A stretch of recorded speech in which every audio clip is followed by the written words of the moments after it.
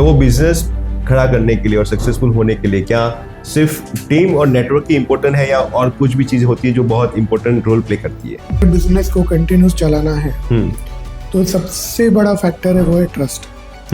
So trust within the ecosystem. Modi ji की बात कर रहे हैं, right? They came with the initiative कि जहाँ पे मेक इन इंडिया करना है, सो लोकल फॉर वोकल, जो एक बहुत बड़ी झुंबेश उन्होंने चलाई है। तो उस पे आप क्या सोचते हो? डोनाल्ड ट्रंप अगर बोलते हैं कि मेक अमेरिका ग्रेट अगेन, तो why can't we say make India great again? Employ और टीम आपकी जब आप रिक्रूट करते हो तो उसमें सबसे इम्पोर्टेंट स्किल, एटीट्यूड या कल्चर फिट, वो आप कैसे आइडेंटिफाई करते हो? जब घर में लड़की आती है शादी करके दूसरे घर में जाती है, करेक्ट, एम्प्लॉय लाना वैसा ही है कि एक पूरा कल्चरल शिफ्ट है। आप इतने स्केल पे प्रोडक्शन कर रहे हो, वो भी 1% रिप्लेसमेंट के साथ, राइट? तो आप क्वालिटी भी डिलीवर कर रहे हो, आप मास में प्रोडक्शन भी कर रहे हो, तो ये दोनों आप एक साथ कैसे मैनेज करते हो? क्वालिटी बनाने के लिए एक स्टीव जॉब्स का एक कोट है जो मैं हिंदी में एक्सप्लेन करता हूँ कि कस्टमर आपकी मेहनत नहीं देखता है, करेक्ट, कस्टमर ये देखता है कि आपने उनको क्या डिलीवर किया। तो आपको क्या लग रहा है कि मैन्युफैक्चरिंग में और ये जो आप जिस इंडस्ट्री में हो उस इंडस्ट्री में एआई का इम्पैक्ट क्या आएगा?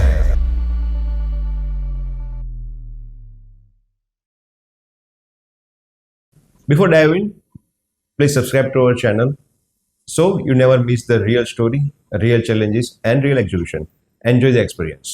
मेक इन इंडिया और लोकल वोकल सब लोग बोलते हैं, लेकिन उसका रियल चैलेंजेस है ग्राउंड लेवल का एग्जीक्यूशन। सो हमारे घर की हर एक जो चीज़ होती है, छोटी सी पिन से लेके लाइट देने वाला बल्ब, वो सब इस मूवमेंट से जुड़े हुए हैं। नाउ रियल चैलेंजेस जो है वो ग्राउंड लेवल पे है कि हम प्रोडक्ट को कैसे मास में प्रोडक्शन करें, हमारे जो प्रोडक्ट है वो चाइना से बेटर कैसे बनाए, not in terms of just price but quality उसकी कैसे बेटर करें। तो मैन्युफैक्चरिंग इंडस्ट्री में ये लार्ज स्केल पे उसका प्रोडक्शन कैसे करें, उस प्रोडक्शन में जो चैलेंजेस आ रहे हैं उसको डे टू डे ऑपरेशन में कैसे उसको टेकन करें, ये सब सवालों के जवाब देने के लिए हमारे साथ आज है Ankur Mehta, the managing director of the Crescent light. Ankur भाई, it's truly pleasure to have you on the show. Ankur भाई, कैसे हो आप? I am fine, excited. Thank you very much मुझे आपके पॉडकास्ट पे बुलाने के लिए और मुझे मौका देने के लिए आपके ऑडियंस के साथ मेरे थॉट शेयर करने के लिए। Thank you very much. So Ankur भाई, हमारे ऑडियंस के लिए आप एग्जैक्टली क्या करते हो, प्लस आपकी जो ऑडियंस है और आप जो बिजनेस में हो किस टाइप के कस्टमर को आप टैकल करते हो, तो उसके बारे में बताएंगे, that will be great. So Crescent lighting is my company. Crescent में हम लोग means we are India's one of the most vertically integrated lighting company. Crescent में हमारे पास 2000 से ज़्यादा SKUs हैं। So we are the OEMs, original manufacturers, and pan India हमारा डीलर नेटवर्क है जिनको हम लोग product manufacturing, designing, development, manufacturing and forward integration में we do pan India sales. Great. सो अंकुर भाई, आपने 2008 में आपके जो डैड है उनका बिजनेस आपने ज्वाइन किया, और हर एक एंटरप्रेन्योर जैसे बिजनेस स्टार्ट करते हैं तो उनका एक सपना होता है कि भाई मेरे को खुद का कुछ करना है, एक जोश होता है और एक एक्सपेक्टेशंस होती है। तो उस टाइम पे जब आपने ज्वाइन किया तब सिचुएशन क्या थी, और अभी आप जो कर रहे हो, राइट, उसमें अभी देखेंगे तो अभी if you go down the line आप देखोगे तो उस टाइम पे एक्सपेक्टेशन क्या थी, आप क्या कर रहे थे, सिचुएशन कैसी थी, और अभी भी क्या है? तो अगर if you give some insight on that it will be great. So मैंने मेरे डैडी के बिजनेस को ज्वाइन किया एंड 2008 की मैं बात करूं, उस टाइम पे मेरी लाइफ में बहुत बड़ा चेंज आया। तो वो पीरियड में हम लोग मेरे डैडी का बिजनेस था, करीब 8 से 10 कंपनियों के हम लोग डिस्ट्रीब्यूटर थे एंड उनका नेटवर्क था साउथ गुजरात, सूरत सराउंडिंग टेरिटरी में हम लोग डिस्ट्रीब्यूशन करते थे। उसमें मैं लाइटिंग की बात करूं तो लाइटिंग में उस टाइम पे पूरे इंडिया में 8 से 10 ब्रांड थे एंड वही पूरा इंडिया लीड करते थे। उस टाइम पे बल्ब, ट्यूबलाइट, CFL का ज़माना था एंड वो पीरियड में मुझे बहुत सफोकेशन फील होता था कि बहुत कम ROI था, खुद का कोई आइडेंटिटी नहीं था एंड खुद की आइडेंटिटी बनाने के लिए हमेशा ऐसा लगता था कि हम लाइक दूसरों के बच्चे बड़े कर रहे हैं। करेक्ट। सो वो एक थॉट हमेशा चलता रहता था, बट वो पीरियड ऐसा था कि पूरी इंडस्ट्री लिमिटेड कंपनी ही डोमिनेट करती थी। तो उसी से मेरा नेक्स्ट क्वेश्चन, आपने जैसे बोला कि अभी down the line 2008 you was distributor, आप डिस्ट्रीब्यूशन डैड भी कर रहे थे, आप भी कर रहे थे, राइट? तो आपको थॉट कहाँ से आया कि अभी डिस्ट्रीब्यूशन नहीं करना है, खुद का बिजनेस करेंगे, खुद का मैन्युफैक्चरिंग करेंगे और एक ब्रांड बनाएंगे? सो अगेन लाइक दिन में 16 घंटा काम करते थे, हर दुकान पे जाके माल बेचते थे, बट हमेशा ROI was a biggest challenge. और कंपनी में उनकी टीम चेंज होती थी, उनका डोमिनेट करते थे, तो हमेशा एक सफोकेशन रहता था कि हम उनके लिए ही काम कर रहे हैं, हमारी खुद की कोई आइडेंटिटी नहीं थी। सो कल कंपनी ने अपना काम बंद कर दिया तो हमारा काम बंद हो गया। सो पूरा डिपेंडेंसी उनके ऊपर था। तो तब से ये दिमाग में था कि खुद की एक आइडेंटिटी बनाते हैं, खुद की ब्रांड बनाते हैं। तो वो थॉट तभी से ही शुरू हो गया था। अभी हम एक नंबर में बात करें तो क्रेसेंट एज ए नंबर अभी कहाँ पे स्टैंड करता है? सो क्रेसेंट मैं टेरिटरी वाइज बताऊं तो पैन इंडिया हमारे 2100 डीलर्स हैं, ग्रेट, 2000 से ज़्यादा SKUs हैं, जिसमें 90% से ज़्यादा प्रोडक्ट हम लोग खुद बनाते हैं। एंड हमारी टोटल 3 फैक्ट्री है, 2 फैक्ट्री वसई में है बॉम्बे, ग्रेट, एंड एक सचिन में है, एंड सूरत में हमारा मेन वेयर हाउस है जहाँ से हम लोग पैन इंडिया ऑपरेशन हैंडल करते हैं। सूरत में हमारी हेड ऑफिस है। सो आपकी टीम साइज अभी कितनी होगी? टीम साइज में करीब सेल्स में 100 प्लस लोग हैं pan India, great, and factory में 350 प्लस 400 प्लस वर्कर्स हैं, एंड ऑफिस टीम अगेन 50-60 लोगों का ऑफिस टीम साइज है। So you can say you managing around 500 people as an organization 550 कर रहे हो, right? So I'm sure that is not easy to manage 500 people.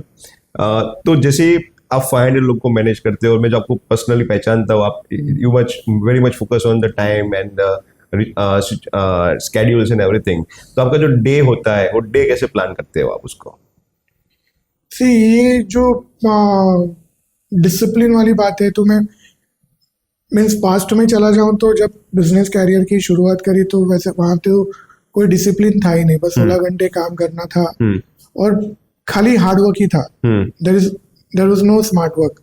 सो वो उस time पे तो लाइफ में कोई डिसिप्लिन था नहीं, बट धीरे धीरे जैसे ही ऑर्गेनाइजेशन बड़ी होती गई, मेरी responsibility down the line delegate होती गई, तो अभी मेरा काम खाली डिसीजन मेकिंग में है या प्लानिंग में है। तो या आई वुड से कि सुबह 7 बजे मैं उठता हूँ, मैं 7 से 7.5 घंटा सोता ही हूँ। सो बिकॉज कि अगर स्लीप बेटर है तो I can give better quality output, I can do focused work. And सुबह उठने के बाद 1 से 1.5 घंटा I do meditation, prayers and yoga, at least 4 days a week हो जाता है। एंड फिर मेरा दिन शुरू होता है गूगल कैलेंडर के साथ। So I follow my Google calendar very thoroughly, तो वो मेरा डे पूरा प्लान रहता है। तो then I start my day with my calendar. So एक इंटरेस्टिंग चीज है, I seen you managing the Google calendar. तो आप क्या बता पाओगे कि आप कितने साल से मैनेज कर रहे हो? ऐसा कौन सा सिचुएशन था आपको लगा कि नहीं अभी मेरे को कैलेंडर मैनेज करना ही पड़ेगा? सो क्रेसेंट वर्टिकल इंटीग्रेटेड कंपनी है। सो फैक्ट्री है, प्रोडक्ट डेवलपमेंट है, वेंडर्स को भी मिलना था, सेल्स भी करना है, पैन इंडिया सेल्स टीम को भी हैंडल करना है, ऑफिस को भी मैनेज करना है। तो ये सारा चीज में कंट्रोल मेरे हाथ में नहीं था। और मुझे हमेशा लगता था कि कंट्रोल मुझे लेना है। सो ग्रेजुअली डेवलप करते गया तो एक सिस्टम बनते गया। सो Google calendar I would say कि मैं 4-5 साल से यूज कर रहा हूँ। एंड मेरी कोशिश यही रहती है कि मेरे कैलेंडर में है वही टास्क को मैं फॉलो करूं। एंड वो टास्क वो गूगल कैलेंडर मेरी पूरी महीने की मीटिंग स्केड्यूल हो जाती है, तो एक थॉट नहीं रहता है कि मेरा ये काम छूट गया, और एक सेटिस्फेक्शन रहता है कि मेरे सारे काम अपनी जगह पे हो रहे हैं अगर मैं मेरे कैलेंडर को अच्छे से फॉलो करता हूँ। सो या मैं 4-5 साल से फॉलो कर रहा हूँ। सो जैसे हम बात कर रहे हैं कि लाइफ के बारे में बात कर रहे हैं, राइट? तो आपकी लाइफ का ऐसा कोई मंत्र जो आप उसको डे नाइट और ईयर्स तक फॉलो कर रहे हो और उसको आपको लग रहा है कि नहीं this is what I believe and मेरे को ये लाइफ टाइम फॉलो करना है? सी आप जब ऑफिस में आए तो आपने देखा होगा कि we have a board where we have mentioned my asset is equal to my team plus my network. Correct. So I would say कि मेरी टीम ही सब कुछ है। अगर मेरी टीम नहीं है तो मैं कुछ भी नहीं हूँ। करेक्ट। मेरा डीलर नेटवर्क जो पैन इंडिया में 2100 डीलर है, वही मेरी सबसे बड़ा मेरा इंफ्रास्ट्रक्चर है और वही मेरा नेटवर्क है और वही मेरी स्ट्रेंथ है। तो मेरी लाइफ का तो मंत्र ये है कि my asset is equal to my team plus my network and I love my people. और मैं हमेशा कोशिश करता हूँ कि उनको एम्पावर करूँ एंड वही मेरी सबसे बड़ी असेट है। तो या मेरा तो मंत्र यही है कि my team, my biggest strength is my team. So Ankur, आपने अगले आंसर में बहुत इंटरेस्टिंग चीज बताई, दो चीज, एक टीम एंड माई नेटवर्क। अगर हमें एक सक्सेसफुल बिजनेस खड़ा करना है, राइट, जैसे आप मैनेज कर रहे हो, तो वो बिजनेस खड़ा करने के लिए और सक्सेसफुल होने के लिए क्या सिर्फ टीम और नेटवर्क ही इंपॉर्टेंट है या और कुछ भी चीजें होती है जो बहुत इंपॉर्टेंट रोल प्ले करती है? सी, टीम और नेटवर्क वो मेरा असेट हो गया, बट अगर बिजनेस को कंटिन्यूस चलाना है तो सबसे बड़ा फैक्टर है वो है ट्रस्ट।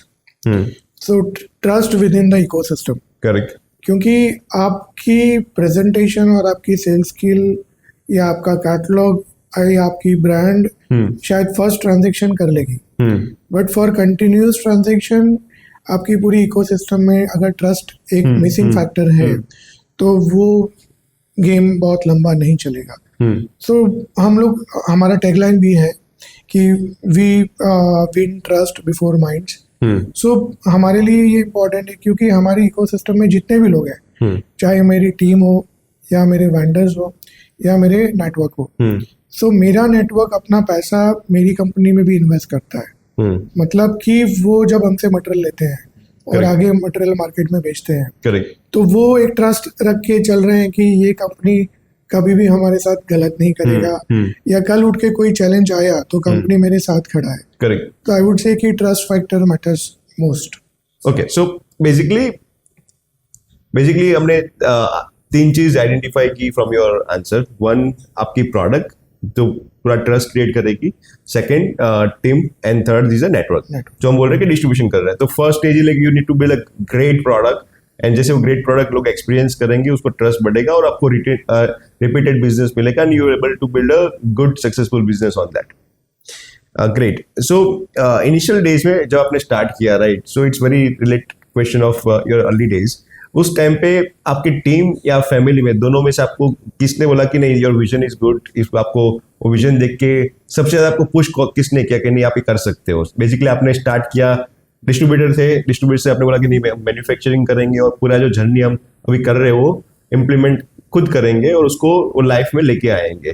तो ये जो दो टीम है, एक फैमिली हो गया, एक टीम हो गया, तो ये विजन को इम्प्लीमेंट करने के लिए, लाइव करने के लिए आपको सबसे ज्यादा कौन पुश करता है? सो इसका एक जवाब ही नहीं हो सकता है। फैमिली ने हमेशा सपोर्ट किया तो इक्वली कंपनी की पूरी टीम ने भी इक्वली सपोर्ट किया। सो देयर इज नो किसी एक का पल्लू भारी है, ऐसा नहीं है। Both is balanced. मेरी पूरी टीम, मेरी फैमिली ने मुझे बहुत ज़्यादा सपोर्ट किया। सो आई वुड से उनके सपोर्ट के बिना ये एग्जीक्यूशन होना पॉसिबल ही नहीं था। मीन्स मेरे जो भी आइडियाज़ रहते हैं, थॉट्स रहते हैं, बिलीफ सिस्टम रहते हैं, मेरी फैमिली या मेरी टीम दे डिलीवर इट 100%। तो सपोर्ट दोनों का रहा है। आपने ट्रांजिशन किया from the distributor to manufacturing, then like it was a sigma name, then after you move came as a crescent light, right? तो ये जो पूरा ट्रांजिशन था, if you can give step by step के पहले exactly आपने कैसे identify किया कि अभी ये करना है, बाद में हमने, because the way you have the SKUs, आपने वो डे वन पे आइडेंटिफाई नहीं किए होंगे, you did a transition, right? तो पहला स्टेप उसका क्या था ट्रांजिशन करने के लिए? तो देखो, ऐसा कोई स्टैंडर्ड स्ट्रेटेजी तो होता नहीं है, क्योंकि जब आप जीरो से शुरू कर रहे हो तो सबसे पहले तो आपको पैसा कमाना है और एक ट्रांजैक्शन बिल्ड करना है, एक प्रोसेस बिल्ड करना है, और बहुत जगह हाथ डालते हो और उसमें एक पर्टिकुलर एरिया में आपको सक्सेस मिलती है तो फिर उसको रिपीट करते जाओ। करेक्ट। तो 2008 में आई वेंट टू चाइना, मैंने कुछ मटेरियल इंपोर्ट किया और पापा का नेटवर्क तो था ही, तो मुझे वो सबसे पहले वो रिस्पांस मिल गया। तब हमने कंपनी को लॉन्च किया सिग्मा ब्रांड से, इन साउथ गुजरात में काम करते गए और उस पीरियड में कुछ पर्टिकुलर प्रोडक्ट्स सेगमेंट एरियाज में हमें काफ़ी अच्छा रिस्पांस मिला, सक्सेस मिली, तो हम उसको बहुत ज़्यादा कोशिश किया हमने कि उसको जितना मैक्सिमम रोटेट कर सके, फास्ट कर सके, हम करते गए। बट ग्रेजुअली उसको एक्सपैंड किया साउथ गुजरात से गुजरात तक। वहाँ तक का जर्नी ठीक था। But when we decided in 2016-17 कि हमको पैन इंडिया जाना है, एंड पैन इंडिया जाने के टाइम पे वी केम टू नो कि सिग्मा ब्रांड ट्रेडमार्क मुझे रजिस्टर्ड नहीं मिलेगा, क्योंकि काफ़ी कंपनियों ने अप्लाई किया हुआ था। तो वो लिटिगेशन में मैं आना नहीं चाहता था और वो टाइम में वेस्ट नहीं करना चाहता था।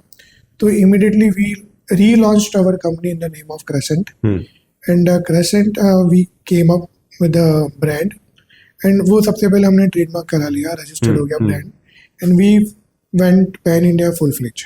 तो आपने जीरो से स्टार्ट किया, लेट्स से आप नए नाम ढूंढ रहे थे, तो व्हाई द क्रेसेंट? आपको क्यों लगा कि नहीं क्रेसेंट में नाम रखना चाहिए मेरे को? देखिए, क्रेसेंट नाम का कोई साइंटिफिक आंसर नहीं है। It was an intuition. मुझे ये नाम दिमाग में था, कहाँ से आया मुझे नहीं पता, बट वो क्रेसेंट मून हमेशा दिखता था तो मुझे बहुत अच्छा लगता था। तो वो मेरे सबकॉन्शियस माइंड में वो नाम हमेशा था, शायद लक था या व्हाटएवर, ये सिचुएशन आया, अपॉर्चुनिटी मिला, and we came with this name. So आपने एक चीज बोली थी, you went to the China, right? So I also lot travel at that same years, and उस टाइम पे India was not that much known, and we seen lots of different experience in the out of India at the time, right? तो आपका ऐसा कुछ कोई experience है कि जो आप शेयर करना चाहोगे? नहीं, ये एक चीज थी जो मेरे को लगा कि इससे मुझे आगे जाना है और इससे कुछ अलग करके हटके, ऐसा कुछ एक्सपीरियंस हुआ हो आप जब उस टाइम पे आप विजिट कर रहे थे? आई एम श्योर आपने, because you are in lighting industry, I am sure आपने बहुत सारे एग्जीबिशन अटेंड किए होंगे, बहुत सारी कंट्रीज अटेंड की होगी, तो if you want to share any experience on that. So experience तो काफ़ी सारे हैं, बट एक इंसिडेंट मैं शेयर करूँगा कि 2008 में मैं जब फर्स्ट टाइम चाइना गया, तो मेरी फर्स्ट शुरुआत हुई Hong Kong and Guangzhou lighting exhibition fair से। तो जब मैं हांगकांग फेयर में गया, तो लाइक एग्जीबिशन में एक तो आप फर्स्ट टाइम इंटरनेशनल ट्रैवल कर रहे हो, फर्स्ट टाइम कोई एग्जीबिशन में जा रहे हो, तो एक फियर तो था कि कैसे लोग रिस्पॉन्ड करेंगे, आप क्या बात करोगे। करेक्ट। तो जब हम स्टॉल्स में एंटर करते थे तो they were asking like, are you from India? या प्लीज गो। सो स्टॉल में मत आना, आप आगे चले जाओ। करेक्ट। तो this booth is not for India market. तो वो हमेशा इंसल्टिंग लगता था कि यार हमारा इंटरनेशनल रेपुटेशन उतना अच्छा नहीं है, शायद हम लोगों ने पास्ट में इंडियन बायर्स ने कुछ मिस्टेक्स करी होंगी, तो we don't have that good reputation. तो वो हमेशा दिमाग में रहता था, और वो रिजेक्शन का और वो एक इंसल्टिंग फील होता था। अभी के टाइम में दैट वाज एक्सपीरियंस ऑफ 2009, जैसे अभी आप जा रहे हो कहीं पे बाहर, राइट? तो उस टाइम और इस टाइम में क्या डिफरेंशिएटर है? सी, मैं तो बोलूंगा कि मेरी कंपनी का सबसे बड़ा सेल्समैन हमारे पीएम मोदी जी हैं। तो मैं ये वर्ड यूज नहीं कर सकता कि मेरे salesman, but he is our sales representative, not for Crescent, for all Indian brands, for entire Indian community. So आज की तारीख में और लास्ट करीब 6-7 साल से जब हम लोग इंटरनेशनल ट्रैवल करते हैं, मुझे हमेशा एक्सपीरियंस हुआ है, okay Indu means India, Modi country, come inside. तो वो जो वार्म वेलकम मिलता है कि you represent your country and your prime minister has made a brand name for India, right? तो वो वेलकमिंग होता है, लोग बुलाते हैं, लोग बात करते हैं। तो now India reputation is very good. हमें वो एफर्ट नहीं डालना पड़ता कि या लोगों को कन्विंस नहीं करना पड़ता। India has a very good reputation world wide, और इंटरनेशनल मार्केट में हमें बहुत अच्छा वेलकम मिलता है। तो ऐसा हम कह सकते हैं कि उस ब्रांडिंग की वजह से आपका बिजनेस करना बहुत इजी हो गया। 100%। मीन्स अगेन मैं बोलूँगा कि हमारा एक्सपोर्ट बिजनेस उतना बड़ा नहीं है, बहुत छोटा है, बट अगर इंपोर्ट का तो बात हो गया, पर अगर मुझे एक्सपोर्ट करना है तो मैं बोलूँगा कि मोदी जी ने इंडिया को इंटरनेशनली उतना बड़ा प्लेटफॉर्म दे दिया है कि हम जहाँ मोदी जी जाते हैं वो कंट्री में हमारा प्रेजेंटेशन हो गया, राइट? बिकॉज फर्स्ट प्रेजेंटेशन तो इंडिया है, ब्रांड बाद में आता है। करेक्ट क्रेसेंट इंडिया के पहले तो नहीं आता है, करेक्ट तो पहले इंडिया आता है, और इंडिया का जब एक्सेप्टेंस आ गया तो फिर तो हमें मेहनत करना है।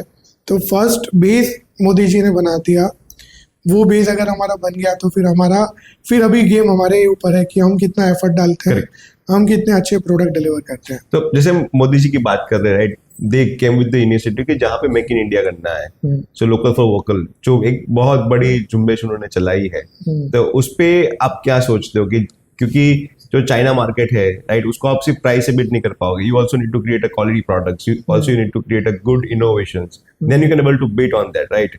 तो ये जो I am sure there are lots of challenges are there because हम बहुत कुछ सीख रहे हैं, बहुत कुछ कर रहे हैं। तो ये जो मिशन है मेकिंग फॉर इंडिया, उसको आप कैसे रिप्रेजेंट करते हो कि जहां से वो मेरे काम करने का तरीका और जो विजन है उसको बहुत इजी कर रहा है? देखिए, सबसे पहले तो अल्पेश भाई ये बहुत इम्पोर्टेंट है कि आप ये आइडिया को एक्सेप्ट करो, ओन करो। हमें खाली पैसा नहीं कमाना है, हम बिजनेसमैन भी हैं तो साथ में हम इंडिया को रिप्रेजेंट भी करते हैं। करेक्ट। तो हमें इंडिया का आइडेंटिटी तभी बनेगा जब इंडिया इंडिपेंडेंट बनेगा। करेक्ट। अगर हम लोग खाली वर्ल्ड से माल लेते रहेंगे और बेचते रहेंगे तो हम वर्ल्ड वाइड कभी जा ही नहीं पाएंगे, या हम वर्ल्ड लार्जेस्ट इकोनॉमी कभी बन ही नहीं पाएंगे। सो लाइक डोनाल्ड ट्रंप अगर बोलते हैं कि मेक अमेरिका ग्रेट अगेन, तो why can't we say make India great again? If Donald Trump is saying, या यूएस लोग बोलते हैं the United States of America, then why can't we say the United States of India? Because India में जितने states हैं, जितने different cultures हैं, correct, और जो सबसे बड़ा स्ट्रेंथ है वो है हमारा पॉपुलेशन। करेक्ट। हमारे पास सब कुछ है, सारा इकोसिस्टम है। So why can't we make India as a global manufacturing hub? तो मैं ये आइडिया को बिलीव करता हूँ। कितना सक्सेस मिलेगा मुझे नहीं पता, but I am very confident कि मेक इन इंडिया ही होना चाहिए। हमारी dependency world wide over the period of time कम होती जानी चाहिए, and every Indian should believe in make in India vision. So जैसे हम बात कर रहे हैं कि make in India, it's like manufacturing all the things in India. जैसे लेट्स से वी, आपने बोला कि आपके पास 3 मैन्युफैक्चरिंग प्लांट्स है कि जहाँ पे आप वो मैन्युफैक्चरिंग करते हो। तो आई एम श्योर जैसे अभी हम देख रहे हैं कि स्किल वर्कर्स की बहुत सारी तकलीफें हैं और बहुत सारे चैलेंजेस है when making products in house और डूइंग लॉट्स ऑफ थिंग। तो ऐसे कभी हुआ है कि उस टाइम पे आपको लगे कि बहुत कुछ बिखर रहा है, बहुत कुछ नहीं सही चल रहा है, might be this is not a right way of doing the things, right? तो उस जब लो टाइम आ रहा है तो उसको आप कैसे बाउंस बैक करते हो कि नहीं, मैंने इसीलिए कुछ किया है और यही मैं करूंगा? तो उसको आपका बाउंस बैक करने का तरीका क्या है? सी, 2 चीज है। अगर मुझे कभी बुक लिखने का मौका मिला या कभी लिखने का मन किया, तो सबसे पहले इम्पोर्टेंट में 2 टॉपिक है। एक है ecosystem about manufacturing, and second is dedication. मैं इकोसिस्टम की बात करूं तो इकोसिस्टम खाली रोड और ब्रिजेस बनाने से नहीं होगा, क्योंकि क्रेसेंट अगर हम लोग 2000 SKU बनाते हैं तो हमारे पीछे भी 40 कंपनी है जो हमें माल बना के देती है, करेक्ट, जिनको हम काम देते हैं। तो वो क्रेसेंट की जर्नी का या कंपनी का एक इकोसिस्टम का एक पार्ट है। मैं 1-2 एग्जांपल देता हूँ कि इंडिया में गाड़ी बनाने वाले कितने ब्रांड्स होंगे? करेक्ट। मैं आपको पूछता हूँ कितने ब्रांड होंगे? Hardly can count on finger, like 3-4 brand, Tata, Mahindra and Maruti Suzuki with the joint venture. So 3 company को देने के लिए शायद 1000 से ज्यादा कंपनी होंगी जो उनको रॉ मटेरियल प्रोवाइड करती होगी। करेक्ट। चाइना में गाड़ी बनाने वाली कम से कम 100+ ब्रांड्स होंगे। अभी 100+ ब्रांड्स की इकोसिस्टम कितनी बड़ी होगी? ऑलमोस्ट 3000 you can say, उससे भी ज्यादा। करेक्ट। दूसरा, वो सारी इकोसिस्टम जितनी डिजाइनिंग, डेवलपमेंट एंड R&D करती है, वो सारी 100 ब्रांड्स को वो बेनिफिट मिलता है। करेक्ट। अभी वो बेनिफिट वो पूरी इकोसिस्टम जब देती है तो ग्लोबल पावर बनने में टाइम नहीं लगता है। करेक्ट। बट क्या गवर्नमेंट ही सब कुछ करेगी? तो ये व्हाट इज माय रिस्पॉन्सिबिलिटी? तो मैं पूरी इंडिया की इकोसिस्टम तो नहीं बना सकता, बट एटलीस्ट क्रेसेंट लाइटिंग की इकोसिस्टम को बड़ा कर सकता हूँ कि आज मेरे 40 वेंडर हैं तो कल उठ के मेरे 100 वेंडर हो, आज मेरे 2000 SKU है या मेरा XYZ टर्नओवर है तो कल उठ के 10x हो तो 10x मेरे वेंडर्स भी हो, तो मैं पूरी इकोसिस्टम में मेरा कंट्रीब्यूशन हो। और अगर सब इंडियंस जितने भी मैन्युफैक्चरर्स हैं वो डिपेंडेंसी छोड़ के जितना भी बैकवर्ड इंटीग्रेशन करेंगे तो इकोसिस्टम स्ट्रांग ही होगी। तो मुझे ऐसा लगता है कि मेड इन इंडिया इकोसिस्टम जब स्ट्रांग होगी तो definitely we can grow and we can go global. So जैसे आपने दो चीज बताई, एक डेडिकेशन एंड द इकोसिस्टम। आपने बहुत डिटेल में इकोसिस्टम एक्सप्लेन किया कि what is ecosystem for anyone manufacturing company. तो जैसे डेडिकेशन होता है, right, so what is definition for dedication when you talking about as entrepreneur? ये बहुत बड़ा टॉपिक है बट मैं शॉर्ट में बोलूँगा कि जो as a owner of the company और as a MD of the company मैं पूरे दिन में जितने भी घंटे काम करता हूँ उसमें मेरा 80% टाइम फॉलोअप में जाता है। शायद किसी का कम जाता होगा, ज़्यादा जाता होगा, बट जितनी भी टीम है मेरी, जितनी भी सीनियर टीम है उनका मेजर टाइम फॉलोअप में जाता है। अगर डेडिकेशन टीम में होता है तो वो 80% जो मेरा फॉलोअप में टाइम जाता है वो शायद 40% पे आ जाए, और वो अगर 40% में आ जाता है तो दैट 40% टाइम जो मेरा बचता है that I can utilize in to do a better job.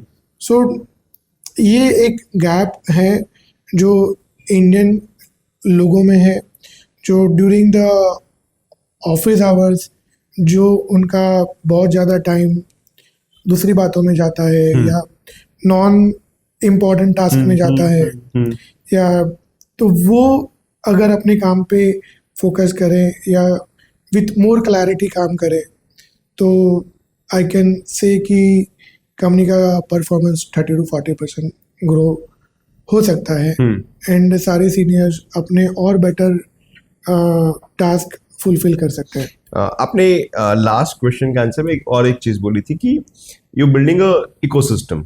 आपका नेटवर्क का डिस्ट्रीब्यूटर नेटवर्क बहुत बड़ा है, you also taking a parts from other companies जो आप मैन्युफैक्चरिंग कर रहे हो उसके साथ। सो अगर किसी को एक क्रेसेंट इकोसिस्टम का पार्ट बनना है तो what is the process for that? वो क्या कर सकता है कि वो क्रेसेंट की इकोसिस्टम का पार्ट बने?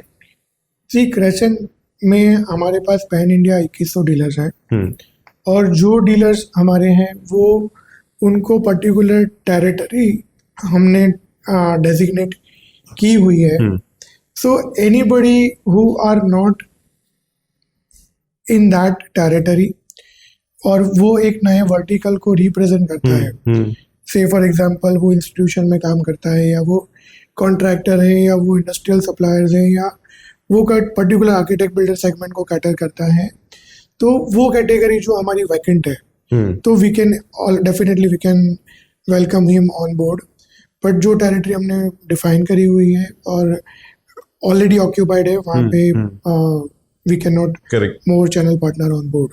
ओके, सो प्रोसेस की बात करूँ तो प्रोसेस में फर्स्ट तो अगर इफ द टेरिटरी अवेलेबल फिर वो हमारी जो टीम है मार्केटिंग टीम उनको वो लोग अप्रोच करते हैं, फिर हमारी सेल्स टीम उनको मिलने जाती है, फिर सीनियर सेल्स टीम अगेन मिलने जाती है and then they evaluate and they do the paper work. And अगर कंपनी के थॉट प्रोसेस के साथ अगर वो अलाइन होते हैं फिर लॉन्ग टर्म एसोसिएशन तो या we can definitely take him on board. जैसे कि हम बात कर रहे थे कि आपके जो नेटवर्क्स है आपने बिल्ड किया, सिमिलर मैनर आपने 400 प्लस लोगों की टीम भी बिल्ड की, राइट? तो जो लोग आप जब एम्प्लॉय और टीम आपकी जब आप रिक्रूट करते हो तो उसमें सबसे इम्पोर्टेंट स्किल, एटीट्यूड या कल्चर फिट वो आप कैसे आइडेंटिफाई करते हो? और उसमें से जो ये 3-4 है चीज उसमें से आप मोस्ट इम्पोर्टेंट किसको प्रायोरिटी देते हो? सो अल्पेश भाई, ये देखिए एम्प्लॉय मैन पावर लाना कोई प्रोडक्ट नहीं है कि आप बाजार में गए और ले आए, करेक्ट, बुकलेट पढ़ी और फीचर देख लिया ले आए। जब घर में लड़की आती है शादी करके दूसरे घर में जाती है, करेक्ट, एम्प्लॉय लाना वैसा ही है कि एक पूरा कल्चरल शिफ्ट है। करेक्ट, मतलब वो एम्प्लॉय जब दूसरी कंपनी में काम करता था, उसका प्री डिटरमाइंड माइंडसेट और नई कंपनी का जो माइंडसेट है वो पूरा बहुत, मैं तो मानता हूँ कि कोई भी कंपनी सेम नहीं है, एवरी कंपनी इज डिफरेंट। तो स्किल, एटीट्यूड या कल्चर से ज़्यादा इम्पोर्टेंट है कि कंपनी के विजन और मिशन से वो अलाइंड हो। मतलब कैंडिडेट इंटरव्यू में पास होता है, वो IQ 5% इम्पोर्टेंट है, करेक्ट, बट 95% इम्पोर्टेंट है, दैट इज आई कैन। वो आई कैन फैक्टर अगर उसमें है तो वो नए विजन और मिशन में, कंपनी के थॉट प्रोसेस में, कंपनी के गोल में वो अलाइन हो सकता है। वो फील हमको आता है, करेक्ट, हम उनके साथ शेयर करते हैं कि what is our thought process, and we see कि whether they are ready to get align with new cultural shift, correct, तो definitely we welcome them to come on board.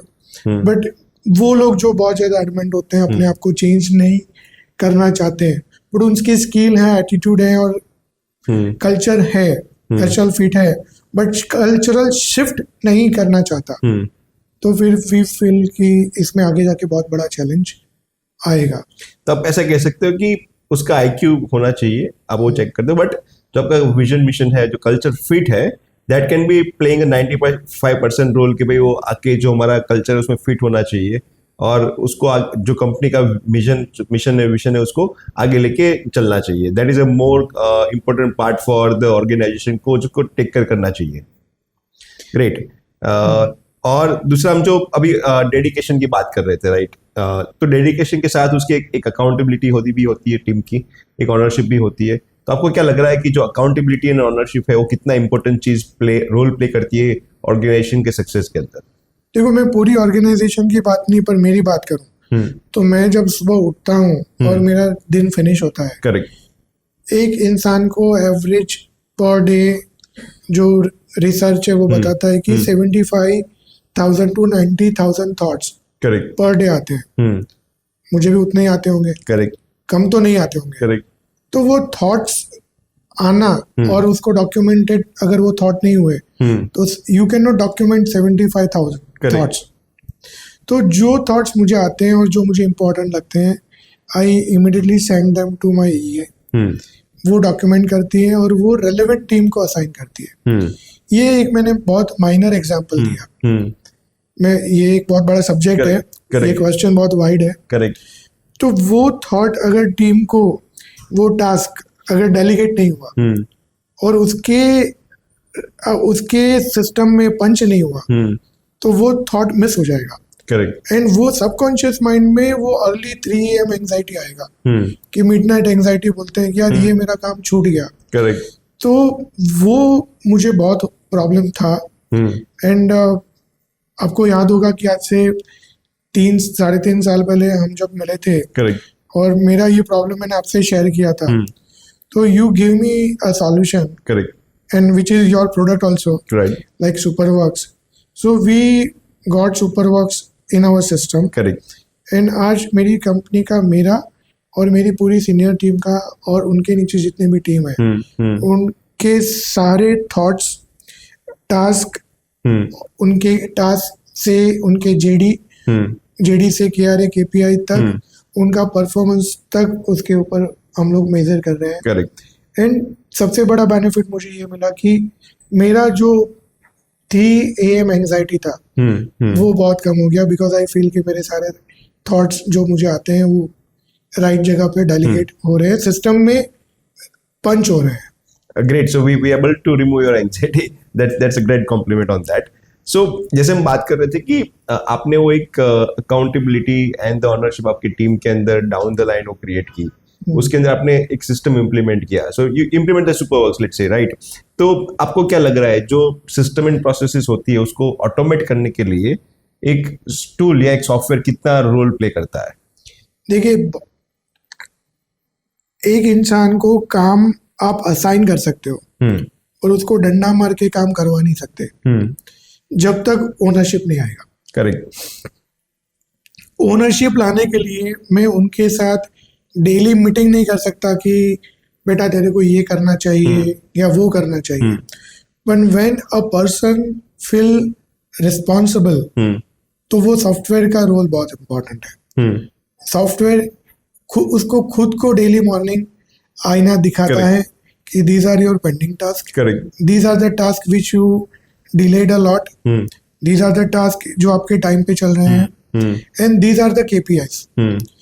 जिस मोमेंट पे उसको रियलाइज होता है वो खुद से ही ओनरशिप उसको आता है और Correct. खुद से वो उसके ऊपर काम करता है। करेक्ट। तो मैं ऐसा मानता हूँ कि मेरे जो वो डेली उनको बोलते हैं ना मोटिवेशन देना, प्रेशराइज करना, तो वो चीज में जो मेरा रोल है वो मुझे लगता है बहुत ज्यादा कम हो गया। और मेरी टीम को भी यस कि मैंने ये टास्क के लिए एक मेरा कमिटमेंट था Right. And it is been delayed, तो मुझे वो उनको बार बार रिमाइंडर नहीं देता Correct. पड़ता।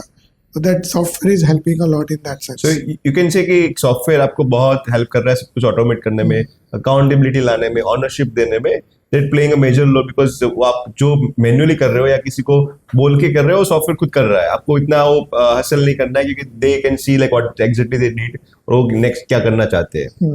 ग्रेट। So मैं एक इसमें पॉइंट ऐड करता हूँ कि सॉफ्टवेयर तो अपना काम कर रहा है, बट मैं जो मीटिंग उनके साथ डेली या वीकली करता था, अभी वही मीटिंग मैं उनके साथ मंथली करता हूँ। करेक्ट। मुझे कुछ नहीं बोलना पड़ता, मैं वो सॉफ्टवेयर से वो प्रिंट आउट लेके बैठ जाता हूँ कि these are the task were Correct. Assigned, correct. और ये करंट सिनेरियो है, तुमने ये कमिटमेंट दिया था और ये यहाँ इतना डिलेड है, correct. And again they do the recommitment. तो मुझे लगता है कि this is definitely helping a lot. Great. जो मेरी रिव्यू मैकेनिज्म है जो बार बार रिव्यू कर रहे थे वो काफी हद तक कम हो गई। ग्रेट।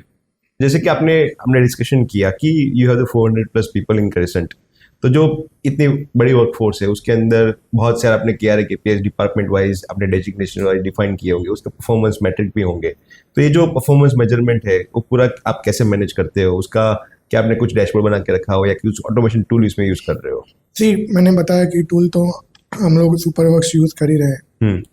तो पूरी कंपनी में मैं पूरी कंपनी को 2 हिस्सों में बांट देता हूँ। करेक्ट। एक हो गया सेल्स टीम और एक हो गया other than sales team, correct. जिसमें आ गया office and factory senior team.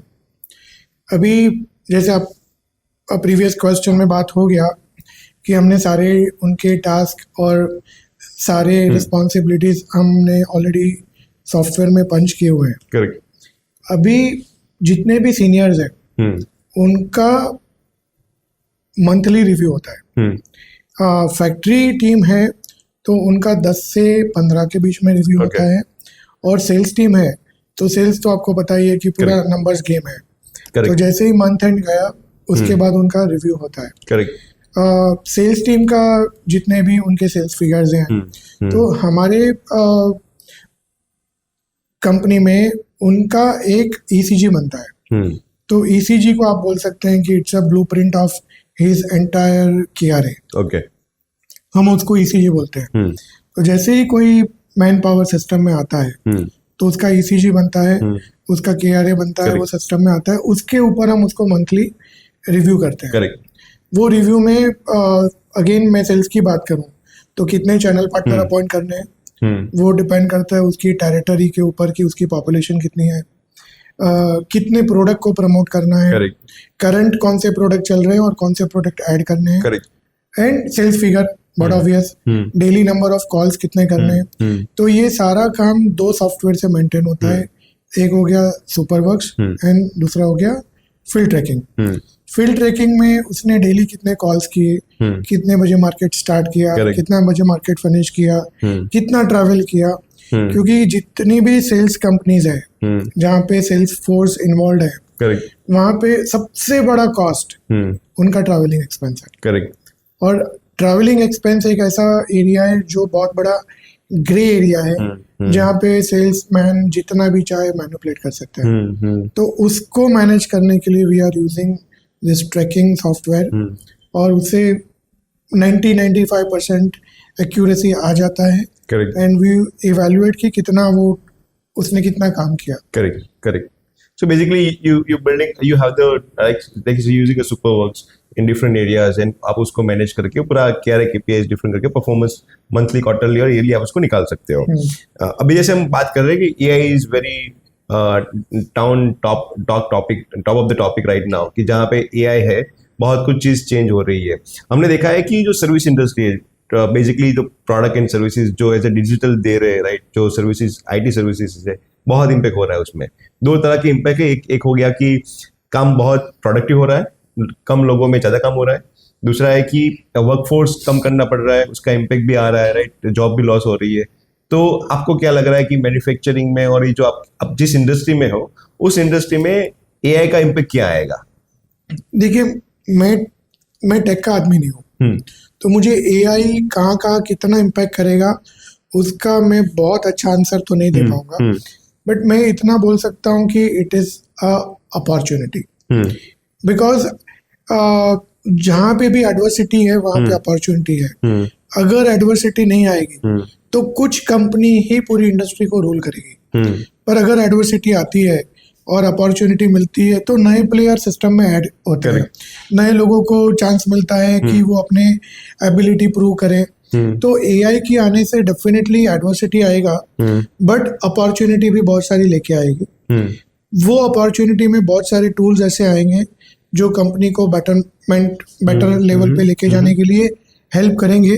तो एआई डेफिनेटली हेल्प करेगा मार्केटिंग में, सेल्स में, अकाउंट्स में, जहाँ पे भी आईटी इन्वॉल्व है, जहाँ पे कॉल सेंटर इन्वॉल्व है, तो सारे जगह पे एआई अपना रोल प्ले करेगा।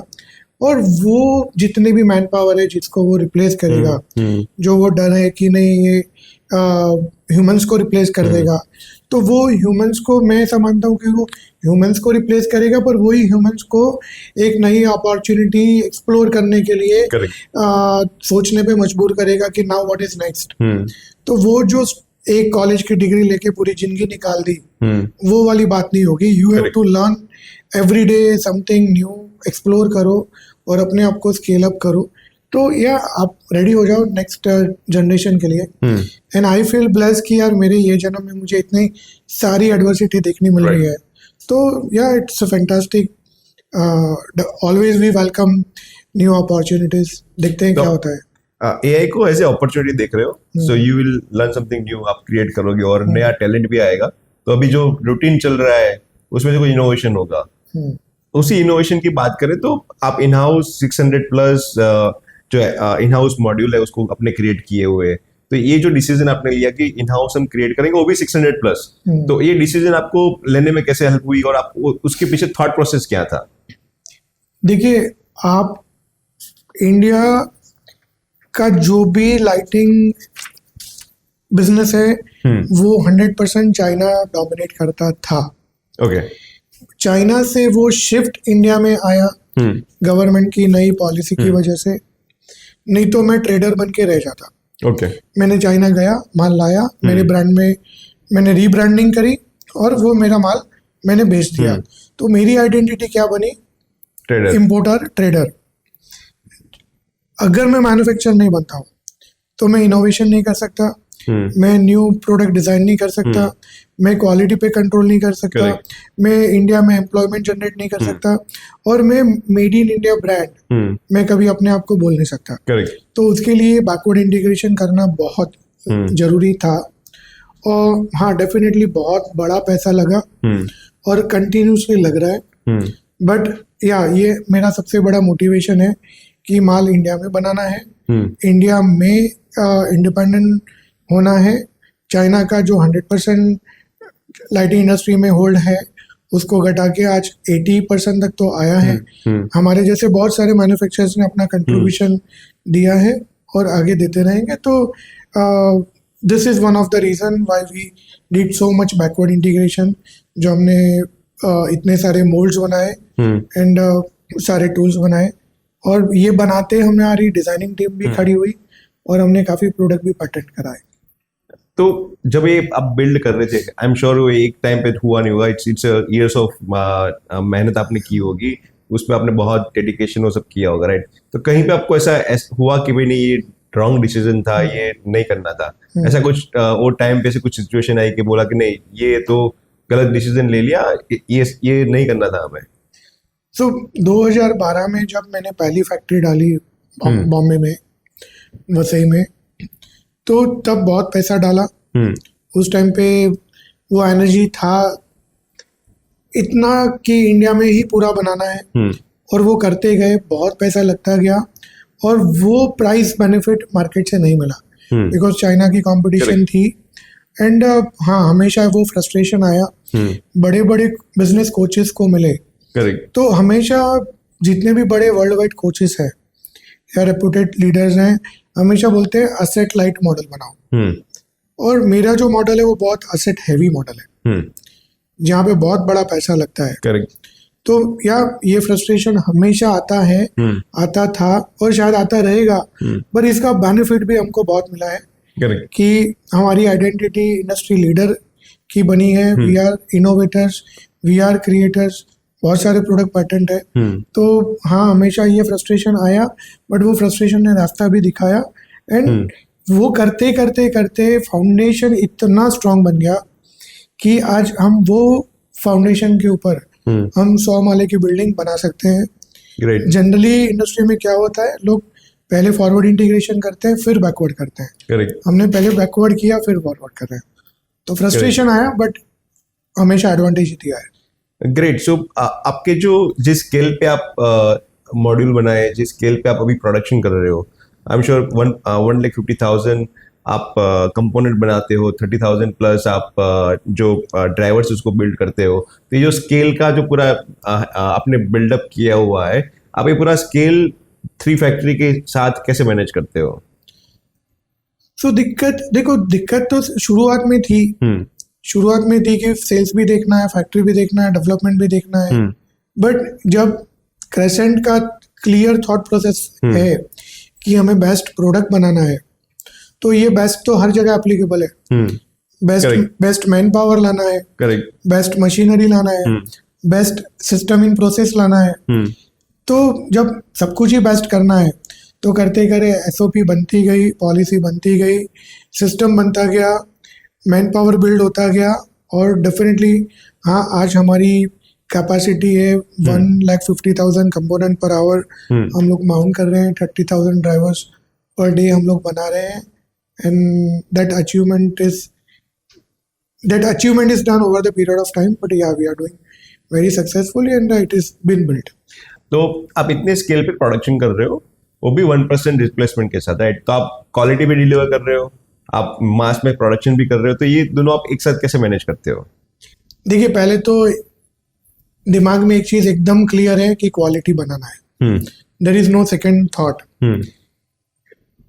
क्वालिटी बनाने के लिए एक स्टीव जॉब्स का एक कोट है जो मैं हिंदी में एक्सप्लेन करता हूँ कि कस्टमर आपकी मेहनत नहीं देखता है, कस्टमर ये देखता है कि आपने उनको क्या डिलीवर किया।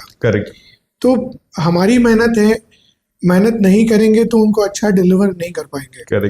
तो बस ये थॉट एकदम क्लीन है, क्लियर है, स्ट्रेट फॉरवर्ड है कि हमको जितनी मेहनत कर सकें हमको मेहनत करनी है, क्योंकि चाइना से हमको कोई सपोर्ट नहीं मिलना है।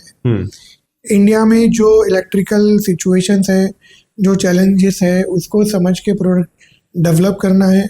मार्केट में जाते हैं, मार्केट सिखाता है कि क्या मार्केट में चैलेंजेस आ रहे हैं, वो चैलेंजेस को अंडरस्टैंड करके हम प्रोडक्ट में करेक्शन करते हैं। बिकॉज अल्टीमेट गोल यही है कि 0% रिप्लेसमेंट आना चाहिए।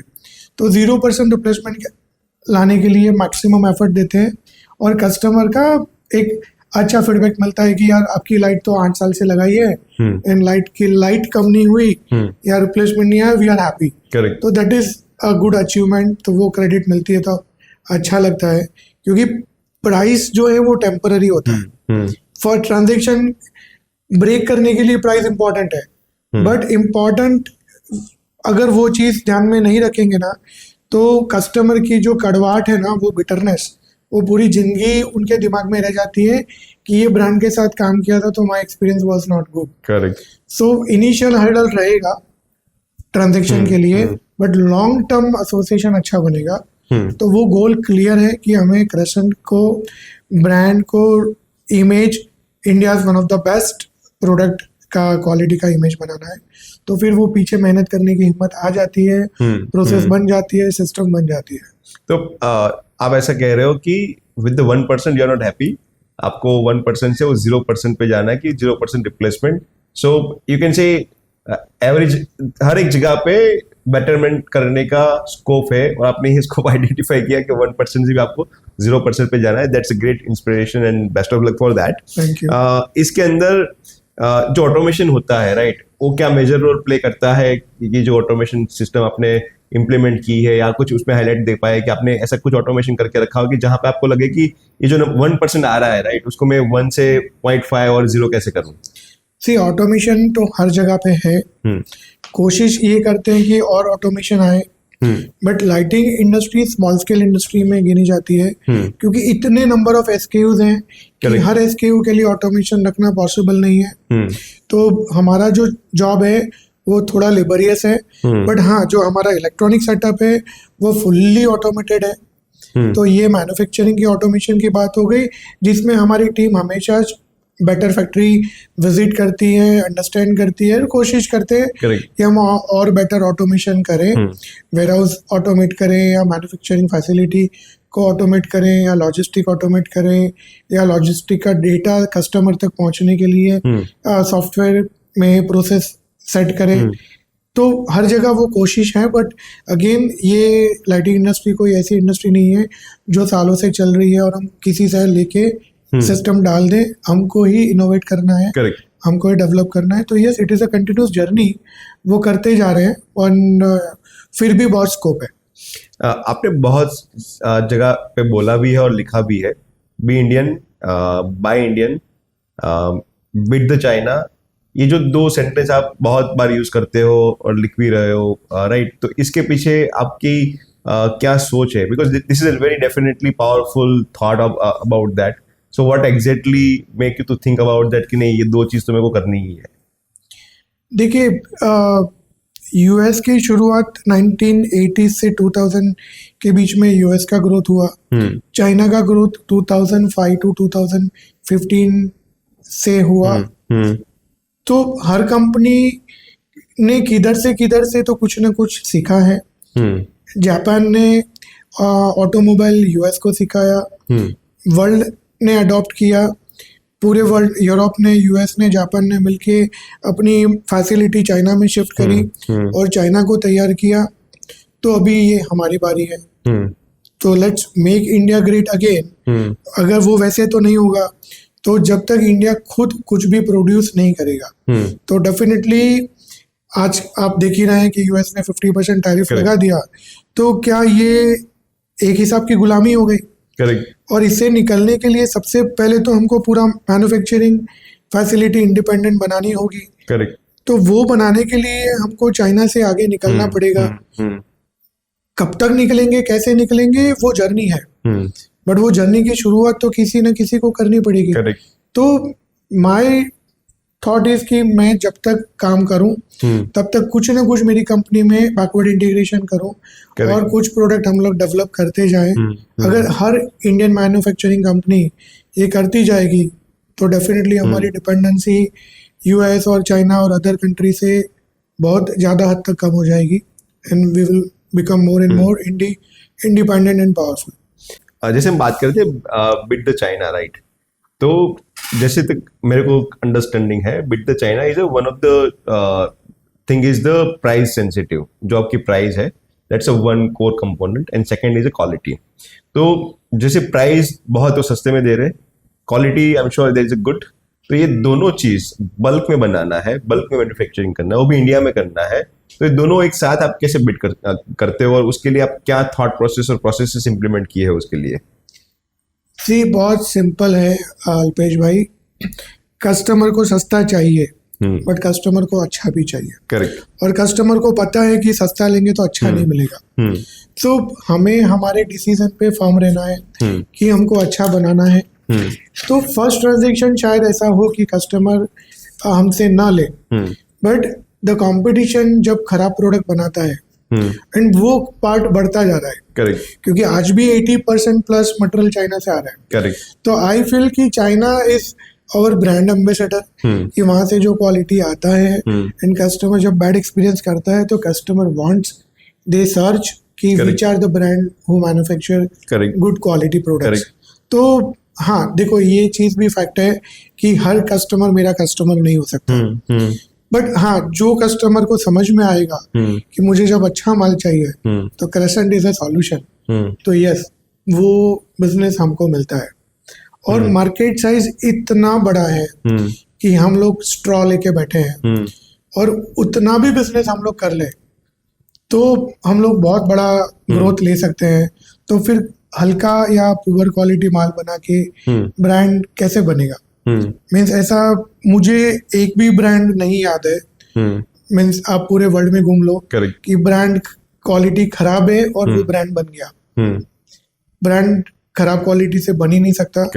तो मुझे मेरे टीम को या मेरी नेक्स्ट जनरेशन को जो लोग ये बिजनेस संभालेंगे उनको मुझे बिजनेस टर्नओवर नहीं देना है, मुझे उनको ब्रांड देनी है, लेगेसी देनी है। और लेगेसी तभी बनेगी जब आप अच्छा प्रोडक्ट बनाओगे। तो डेफिनेटली, और वो मार्केट है, अच्छे बायर्स का मार्केट इंडिया में डे बाय डे बढ़ता ही जा रहा है। तो yeah I see lot of opportunity and वो कस्टमर हमको मिल रहे हैं।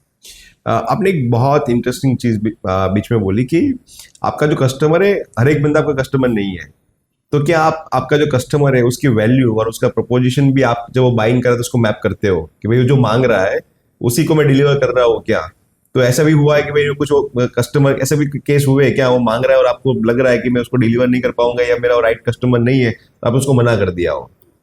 ऐसा काफी बार होता है। लाइक काफी डीलिंग्स ऐसे होते हैं जब हम कस्टमर की, अगर हमें पता चल जाता है कि ये कस्टमर खाली प्राइस कॉन्शियस है, और एक चीज क्लियर है कि हम कस्टमर को पहले हमारी 7 USP मेथड जो है वो 7 USP एक्सप्लेन करते हैं। Now it is customers choice कि उनको अच्छा प्रोडक्ट चाहिए। देखिए, हम बहुत महंगे नहीं है, but we are value for money. हम बहुत सस्ते बन के खराब नहीं बनना चाहते। तो हम जो बेचे वो वैल्यू फॉर मनी बेचे। तो हाँ, कस्टमर को हम मना करते हैं कि या ये प्रोडक्ट हम नहीं बेच पाएंगे, बिकॉज मैं टेक्निकल टर्मिनोलॉजी में नहीं जाना चाहता, because entire audience is not from lighting background, but जो उनकी एप्लीकेशन है वो अंडरस्टैंड करके ही हम प्रोडक्ट डिलीवर करते हैं और कोशिश करते हैं कि वो राइट प्रोडक्ट बाय करे। और कई बार मना करना पड़ता है तो हम करते हैं। तो राइटली से कि अगर वो आपका राइट ऑडियंस नहीं है, आपका राइट कस्टमर नहीं है, तो उनको भी आप मना कर सकते हो कि this product is not built for you. नहीं, इट इज गुड ना कि आप मना कर दो तो वो बाद में हेडेक नहीं आएगा। तो इट इज गुड टू से नो कि आप नहीं कर सकते। देन अगेन वो उनका चॉइस है कि उनको फिर हमारे फिटमेंट में बैठना है कि नहीं बैठना है। आपने एक चीज बोली थी कि अभी आपके पास 2100 जैसे डीलर्स है, आपका जो गोल है उसको 15,000 डीलर्स तक लेके जाना है। तो इसके लिए आपने, this is a huge number, I mean when you talking about the dealers, because I am coming on the same background, तो हम भी डीलर नेटवर्क बिल्ड कर रहे हैं। तो 5, 10, 20 डीलर बनाने होते तो वो बन जाते, लेकिन अभी आप 2100 डीलर पे बैठे हो, that's a great achievement. And आपको 15,000 पे लेके जाना है। एंड वो डीलर नेटवर्क इजीली नहीं बनता है, आपको उसको मिलना होता है, समझाना होता है, कोर वैल्यूज होती है। प्लस जब तक वो ऑनर नहीं जाएगा तब तक उसको ट्रस्ट नहीं आता है। तो इतने सारे टच पॉइंट 15,000 करने, तो उसके लिए आप क्या स्ट्रेटेजी इंप्लीमेंट करोगे और कैसे उसको अचीव करोगे? देखिए, एक सिंपल सा थॉट है कि पहले तो ये अचीवेबल है कि नहीं है। ये नंबर ऐसा तो नहीं है कि सपने में आ गया और लिख दिया। करेक्ट। तो मैं आपको कुछ रेफरेंसेस देता हूँ कि इंडिया का सबसे बड़ा डिस्ट्रीब्यूशन स्ट्रेंथ कौन सी कंपनी का है, तो दैट इज एशियन पेंट हो सकता है, दैट इज इंडियन पोस्ट, जिनके सबसे ज्यादा टच पॉइंट है। दूसरा है Hindustan Unilever, ITC, definitely Asian paint हो सकता है। तो ये जितनी भी कंपनी है उन्होंने ये जो नेटवर्क बनाया है वो 2-5 साल में नहीं बनाया है, वो 10, 20, 30, 40, 50, 60 साल में बना है। तो वो बनाने में जो टाइम लगा है वो हम रातों रात तो नहीं बना सकते। मैंने 2030 का गोल लिया है, looks very very difficult and impossible, but yes it is a goal, वो करना है। बट अगर इन कंपनियों ने कर लिया है तो डूएबल तो है। करेक्ट। जब डूएबल है तो हम कितना जल्दी उसको कर सकते हैं, वो चैलेंज है। एंड पहले से ज्यादा लॉजिस्टिक बेटर होता जा रहा है। करेक्ट। लॉजिस्टिक ट्रांसपोर्ट कंपनियां भी बेटर होती जा रही है।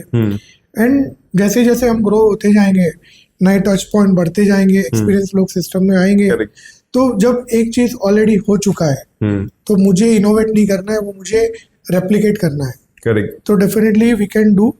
इट इज नॉट कि नहीं हो सकता है. एंड कैसे करेंगे तो it is a continuous process. जैसे Correct. 2100 बनाए वैसे 15,000 बनाना है. करेक्ट. आप इंडिया के छोटे गांव में जाओ जहाँ पे 5,000 का पॉपुलेशन है, उनके बाइंग पावर देखो तो उधर भी बहुत काम है. करेक्ट. एक बड़े सिटी में, बॉम्बे या दिल्ली या बैंगलोर सिटी में रिटेलर का बाइंग पावर उतना नहीं होता है जितना छोटे टाउन में होता है. करेक्ट. बड़े सिटी में ब्रांड लॉयल्टी नहीं है, छोटे सिटी में ब्रांड लॉयल्टी बहुत है. तो उधर जो काम है वो लॉन्ग टर्म काम है और वो बहुत बड़ा एरिया है जो खाली है. और या मुझे वो बहुत अच्छा लगता है कि जब मैं छोटे गांव में जाता हूँ और जो प्यार मिलता है तो या वो कैप्चर करना और करेंगे. मुझे दो चीज बहुत अच्छी लगी.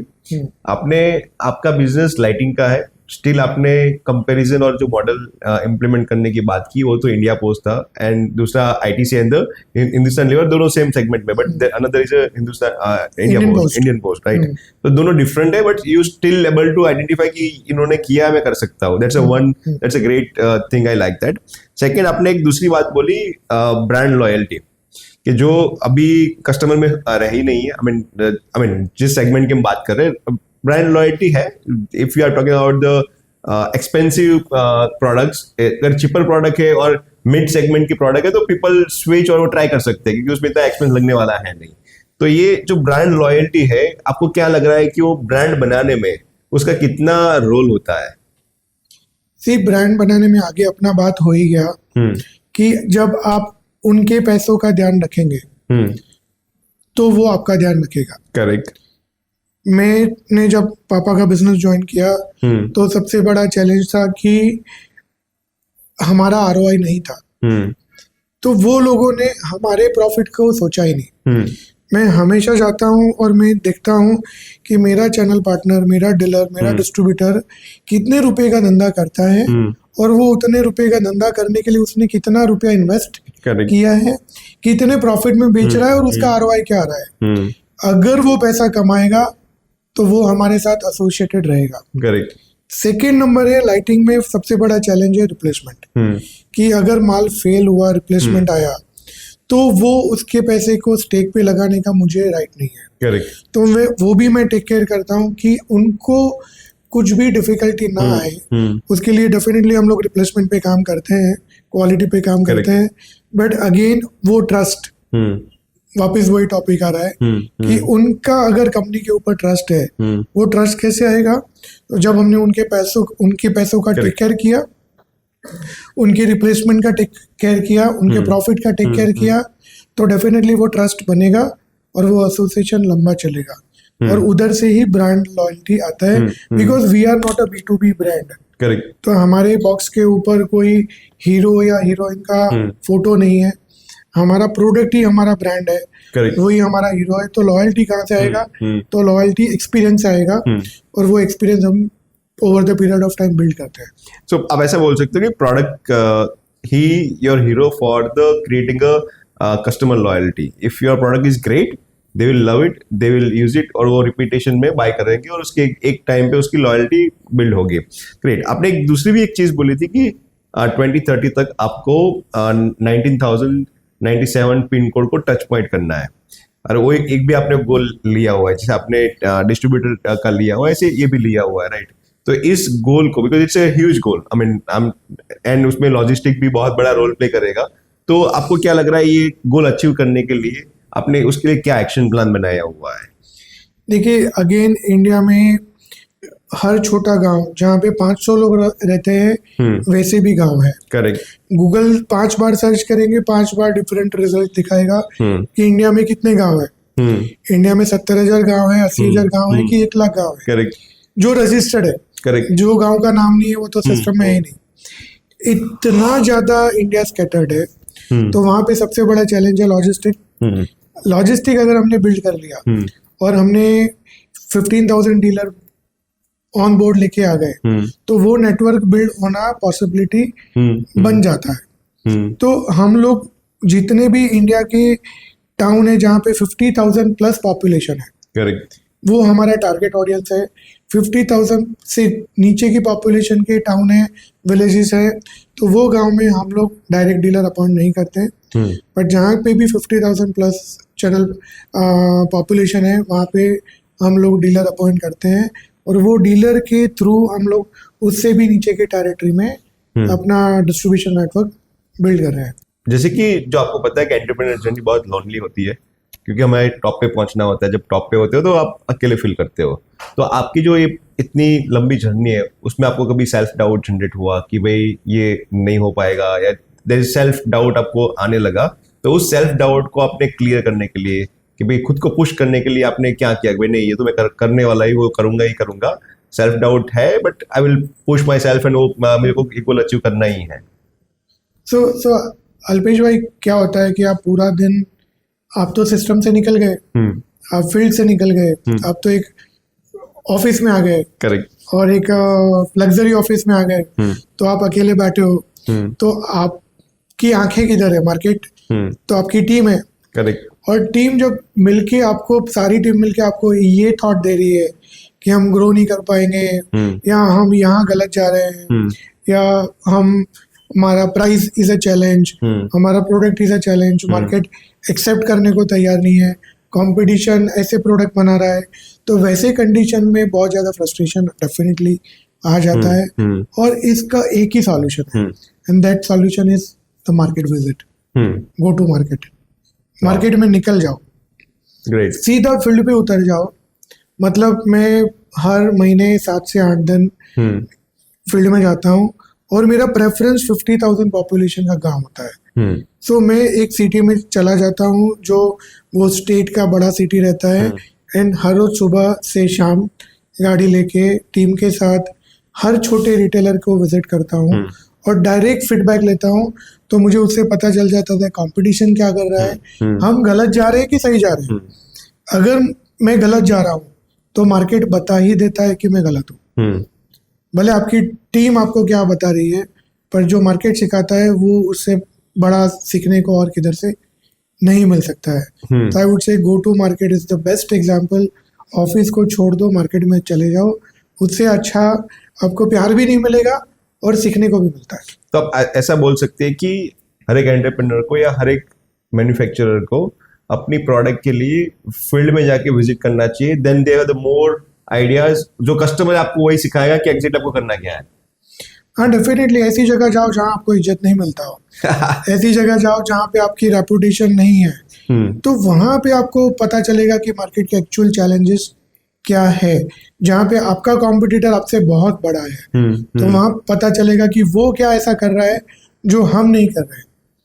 तो यस, मार्केट ही सिखाता है। एंड मैंने फिक्स करके रखा है कि 6 से 7 से 8 दिन मैं हर महीने मार्केट जाऊंगा। जो आपने लास्ट लाइन बोली दैट वाज वेरी इंटरेस्टिंग, कि जहाँ पे आपकी इज्जत नहीं है, जहाँ पे आपको लोग पहचानते नहीं है, वहां पे जाके कस्टमर से बात करो तो आपको रियल फीडबैक मिलेगा, रियल इंसाइट मिलेगी उस पर।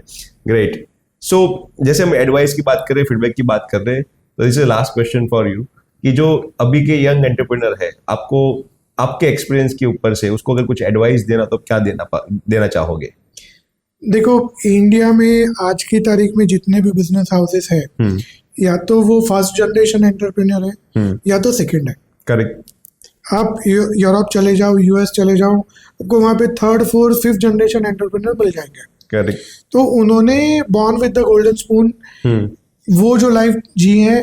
आज नारायण मूर्ति सर ने बोला था कि 70 आवर्स अ वीक काम करना चाहिए, तो लोगों ने बहुत उनको ट्रोल किया। तो वो अगर आप 40 घंटा काम करोगे तो फिर करोगे क्या? बाकी 30 आवर्स आप क्या करोगे? करेक्ट। आप ओटीटी प्लेटफॉर्म पे जाओगे या आप पार्टीज करोगे। तो व्हाई नॉट बिजनेस? मैं काफी फर्स्ट जनरेशन एंटरप्रेन्योर को मिलता हूँ, तो उनको बोलता हूँ कि व्हाट्स योर नेक्स्ट प्लान। तो बोलते हैं, अंकुर भाई मेरे 2 बेटे हैं, और 2 बेटों के लिए मैंने बहुत बड़ा 2 फार्म हाउस लेके रखा है, 2 बड़ा सा फ्लैट है, और दोनों के लिए इतने इतने करोड़ मैंने सेविंग्स में डाल दिए। करेक्ट। तो ये आप विजन आपके बच्चों को दे रहे हैं, तो आप इनडायरेक्टली उनको कम्युनिकेट कर रहे हैं कि बेटा तेरे को काम करने की जरूरत नहीं है। राइट। तो जब मैं मेरी फैमिली में मेरे बच्चों के साथ बैठता हूँ, तो आई टेल देम कि मैंने 500 लोगों को एम्प्लॉयमेंट दिया, 2100 डीलर बनाए, तू कितने डीलर बनाएगा, करेक्ट, या तू क्या मैन्युफैक्चरिंग करेगा, तेरा बैकवर्ड इंटीग्रेशन क्या होगा, या तू आगे तेरा विजन क्या है, मेरा विजन ये है। तो यहाँ पे बात पैसों पे नहीं आती है। करेक्ट, तो हर एंटरप्रेन्योर को अपने बच्चों को बिजनेस का विजन देना पड़ेगा कि मैंने 2 दुकान खड़ी करी, अभी तू उसकी चेन बना, Correct. मैंने 2 प्रोडक्ट बनाई, तू उसका बैकवर्ड इंटीग्रेशन कर। Correct. तो अगर 10 साल का विजन आप अपने बच्चों को नहीं दे पा रहे हो और आप खाली बता रहे हो कि हर घर में चले जाओ, मैंने ये जमीन ली, मैंने ये फ्लैट लिया, मैंने ये म्यूचुअल फंड लिया, बट हर घर में ये बात नहीं हो रही है कि अंकुर भाई मैं अभी 2 दुकान है, मैं आने वाले 10 साल में 20 दुकान करूंगा। अगर ये विजन नहीं है तो फिर आप Correct. ग्रो नहीं कर पाओगे। तो दैट इनसिक्योरिटी पता नहीं इंडिया में कहाँ से आई। धंधे से पैसा निकालने वाला जो माइंडसेट है वो मुझे बहुत खटकता है कि आपको रिटायरमेंट के लिए जितना पैसा चाहिए निकाल दो, पर धंधे से पैसा निकाल के उसको किल मत करो, Right. क्योंकि that is the biggest legacy which you can give to your next generation. And यार नेक्स्ट जनरेशन के लिए सेम है, अपने बिजनेस को एक्सपैंड करो। 40 आवर्स काम करके घर पे जाके करना क्या है, अगर वो गोल नहीं है राइट, तो definitely focus on the backward integration और मोर एक्सपेंशन। आने वाले 10 साल का विजन बनाओ। Thank you very much, Ankur bhai, for having here on show. It was great talking with you. बहुत मजा आया, हमें बहुत लर्निंग मिली, and thank you very much. Thank you my pleasure. Thank you very much episode को last तक देखने के लिए। अभी आपको 3 चीज़ करनी है। फर्स्ट, चैनल को सब्सक्राइब कीजिए, जितने भी सब्सक्रिप्शन बढ़ेंगे हम अच्छे गेस्ट को ला पाएंगे। सेकंड, आपको कमेंट करना है कि आपको क्या अच्छा लगा, आपको क्या पसंद नहीं आया। अगर आपको कुछ चीज़ पसंद नहीं आई तो हम नेक्स्ट एपिसोड में बेटर करने की ट्राई करेंगे। एंड थर्ड, एक पर्सन के साथ ये एपिसोड आप शेयर कीजिए, उसको भी इंस्पिरेशन मिलेगी, उसको भी आगे बिजनेस में बढ़ने का मौका मिलेगा। Thank you very much for watching the entire show.